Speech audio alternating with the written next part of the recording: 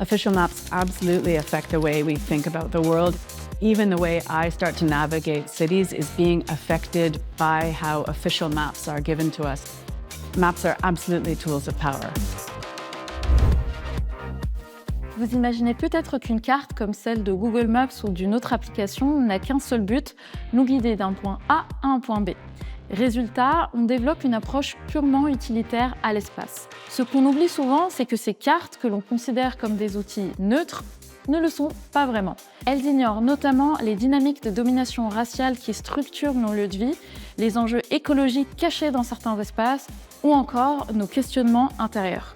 C'est pourquoi aujourd'hui, je vais vous parler d'artistes qui utilisent la contre-cartographie et la cartographie sensible, des pratiques qui transforment les cartes en œuvres d'art, en armes contre les systèmes de domination et qui redessinent nos espaces pour nous inviter à les voir autrement. Larissa Fassler, artiste canadienne qui vit maintenant à Berlin, crée depuis 18 ans des peintures cartographiques. Elle rend visibles des enjeux socio-économiques et culturels qui touchent les villes, comme la gentrification ou la surveillance de masse. Son truc à elle, la contre-cartographie ou countermapping en anglais.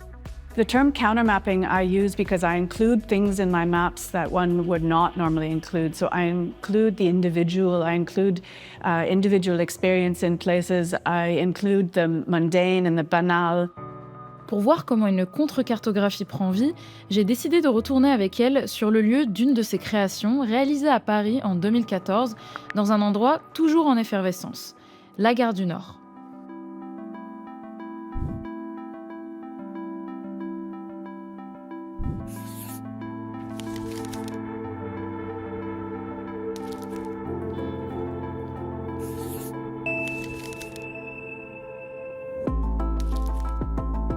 I will go to the sites, walk, use my own body to measure sites, and I try not to rely on the pre-given maps.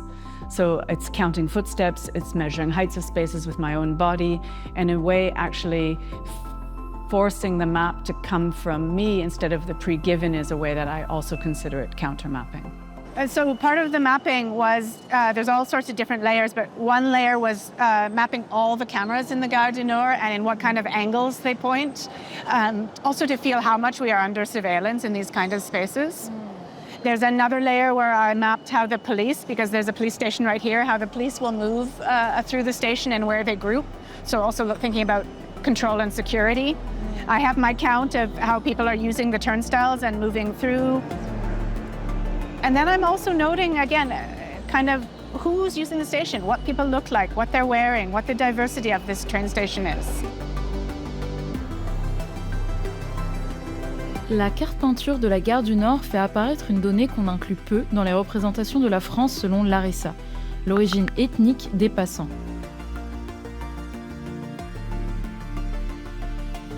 Elle remet en question l'idée selon laquelle la société française serait monochrome. In the Gare du Nord, you find issues of poverty, of destitution. You find issues of policing, stop and search actions. You see issues of discrimination based on ethnicity or on how one looks. You see very big questions about access to the city of the center. Who has easy, quick transportation and who has to sit on buses and have these connections and have these long routes. And so I think issues of equality, issues of fairness, issues of all of those issues you can find in the station. Larissa cartographie les espaces publics parce qu'elle les considère essentiels pour la démocratie. Une de ces cartes représente la ville de Manchester aux États-Unis.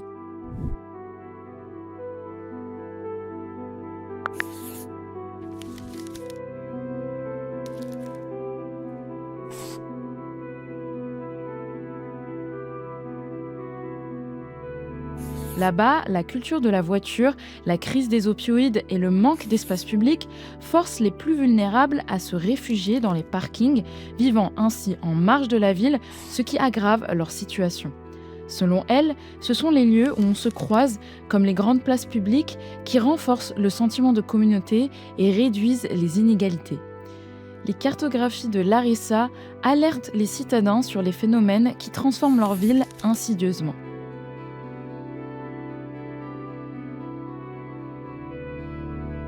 A recent work I've done in Berlin has been about gentrification, and it's been looking at the Moritzplatz, which is the heart of our migrant community in Berlin that have been there since the wall.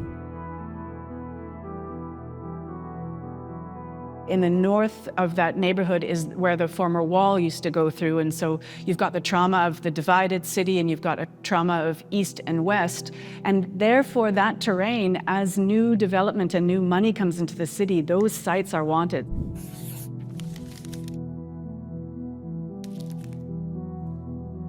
You have these layers of brutality, the first one being a divided city, the second one being gentrification and the pushing out of low-income groups from that neighborhood.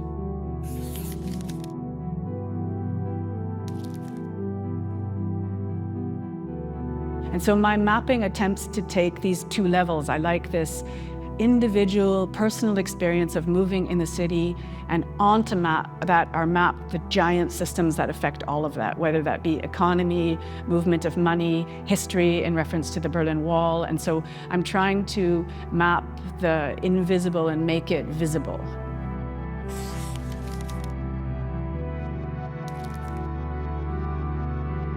I think that these artworks can begin conversations about what's happening in our cities, about the importance of public space in our cities, and about how individuals can impact and have a voice in how our cities are shaped and made.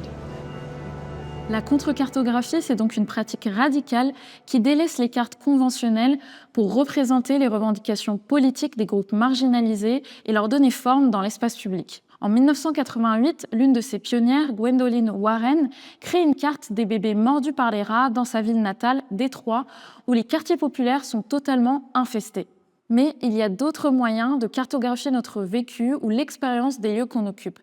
Par exemple, partir de notre ressenti plutôt que d'observation. C'est ce que fait l'artiste et danseur Mathias Poisson, qui façonne des cartes pour interroger notre perception habituelle du territoire. On appelle ça la cartographie sensible.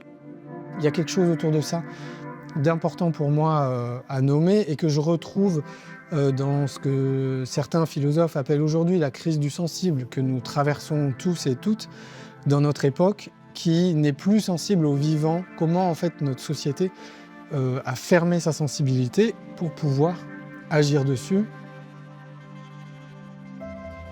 Nous, chacune, en se reconnectant à nos parts sensibles, on va se rendre compte qu'en fait, on n'a pas besoin d'aller jusqu'à des gestes qui ont un impact sur l'environnement. On va retrouver ce qui est précieux dans le vivant.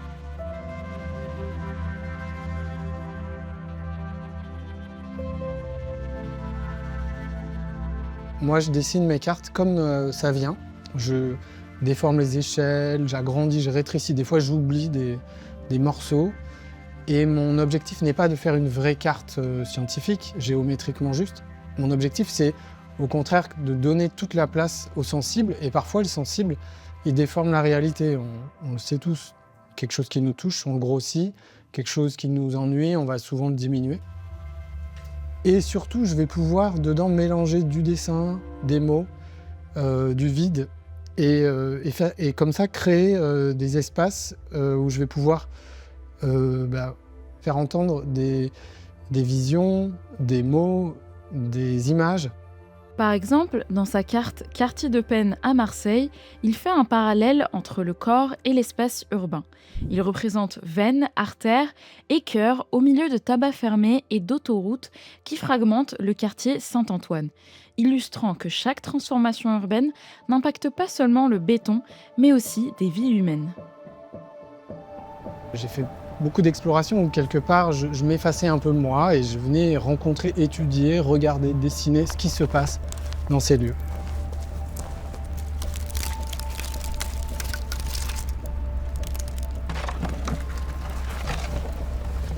D'habitude, tous ces sens servent son travail. Mais cette fois, en résidence artistique à la Mure-Argence, près de Saint-André-des-Alpes, il choisit de se concentrer sur ce qu'il entend. Je dessine tous ces sons dans mes carnets. Donc, dès que j'entends un son, ça peut être un bruissement de feuilles. Alors le tilleul ne fait pas le même son que le noisetier. Donc, j'essaye de documenter les différents sons du vent Dans les épines, c'est beaucoup plus doux. Dans un pin, il y a quelque chose qui est rond, qui souffle dans les aiguilles, alors que le tilleul, les branches, elles vibrent sur elles-mêmes. Et donc alors je représente ça en faisant une sorte de virgule comme ça. Hop. Et je dessine la feuille pour me souvenir, alors que le vent dans les épines, je le représente en faisant plein de petits traits comme ça. Et donc là, je passe ma journée à écouter les sons et à les cartographier.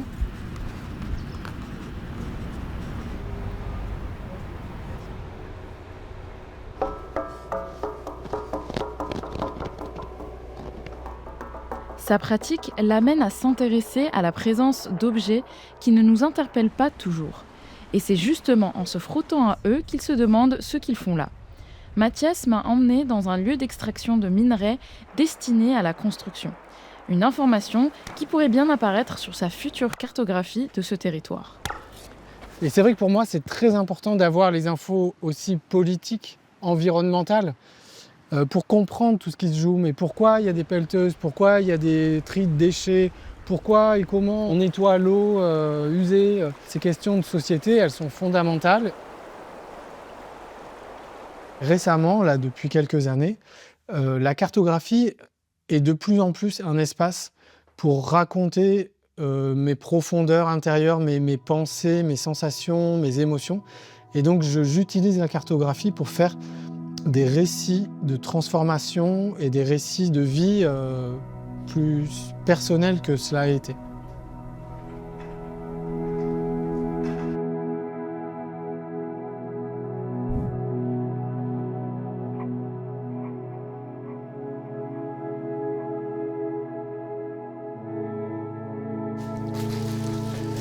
Je suis plusieurs, combien? Je l'ignore.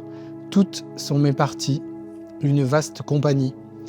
Et dans cette phrase et puis dans les autres qui suivent, où je vais raconter comment je me sens quitter la masculinité patriarcale et comment j'essaye de trouver une autre place, je raconte les étapes de mes réflexions durant cette semaine que je prends à marcher autour de chez moi dans un rayon de 10 km.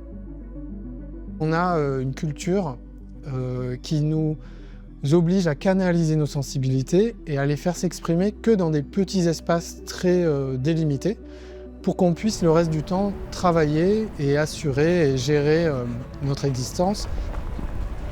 Mon désir, c'est qu'on arrive ensemble à les cultiver et à ne plus les voir comme quelque chose de dangereux qui va empêcher la productivité. La cartographie du sensible se base sur nos émotions, mais elle nous donne aussi des outils pour mieux appréhender l'environnement. Artiste et militante originaire de la Charente-Maritime, Stéphanie Sagot utilise ces cartes pour nous pousser à mieux traiter la terre et à agir pour la protéger. J'invite les gens à retomber amoureux des sols et de la terre, puisque quand on aime, on n'exploite pas.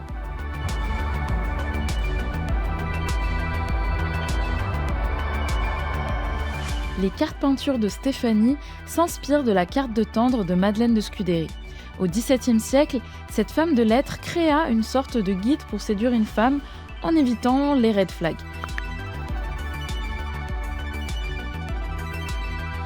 Stéphanie reprend cette idée mais l'actualise à l'heure de la crise climatique pour nous inviter à prendre soin de la nature.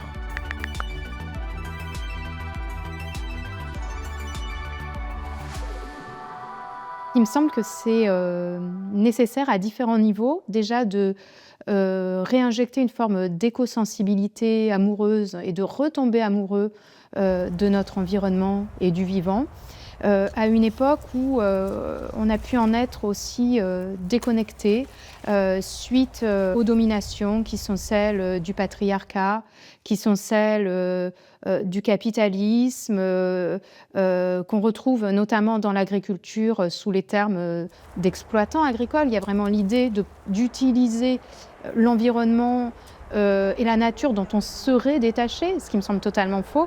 Stéphanie cartographie ce qu'elle appelle des terres amoureuses, une expression utilisée au XIXe siècle pour désigner les terres fertiles qui a disparu avec l'essor de l'agriculture intensive. Les terres amoureuses de Stéphanie, ce sont des terrains en permaculture, en culture bio, bref, des terres qui ne sont pas aspergées de pesticides. Son but, montrer les champs qu'on traite avec tendresse et rendre hommage aux résistances paysannes depuis les années 70 jusqu'à aujourd'hui. Ici, par exemple, on est à la fois dans un lieu assez magique, avec des cultures en maraîchage, une prairie, un grand soin, une attention qui est portée au vivant, qui est là parmi nous et dans lequel nous évoluons. Et en même temps, on a une autoroute, on a un train qui passe. Il ne s'agit pas de l'oublier et d'essayer, dans ma pratique en tout cas, de retranscrire ça. Et ce qui fabrique aussi ce territoire, et c'est à la fois ces tendresses et ces tensions en fait. Pourquoi créer des cartes qui ne vont pas servir à trouver notre chemin ? Déjà pour montrer les enjeux politiques et sociaux qui affectent nos lieux de vie sans qu'on ne prenne le temps de s'y attarder. Ces cartes alternatives empêchent aussi que les espaces qu'on traverse au quotidien deviennent des non-lieux, c'est-à-dire des lieux purement utilitaires où l'humain reste anonyme. La contre-cartographie et la cartographie sensible nous invitent à questionner notre perception des espaces qu'on occupe et à y poser un nouveau regard. En créant nos propres cartes, on libère aussi nos imaginaires. On laisse notre hippocampe, une partie du cerveau qui gère l'espace, qui gère la représentation géographique, et on n'en a plus beaucoup besoin parce que le GPS nous donne des indications. Il se trouve que c'est la même partie qui gère les émotions et les imaginaires de nos rêves. Et peut-être que dans 50, 100 ans, 1000 ans, 10 000 ans, on se rendra compte qu'on n'a plus accès à nos émotions, on n'a plus accès à nos représentations géographiques, parce qu'on a cette chance d'avoir des cartes en tête, des espaces, des représentations incroyables qui peuvent s'afficher, se déformer, se relier à nos connaissances, à nos sensations.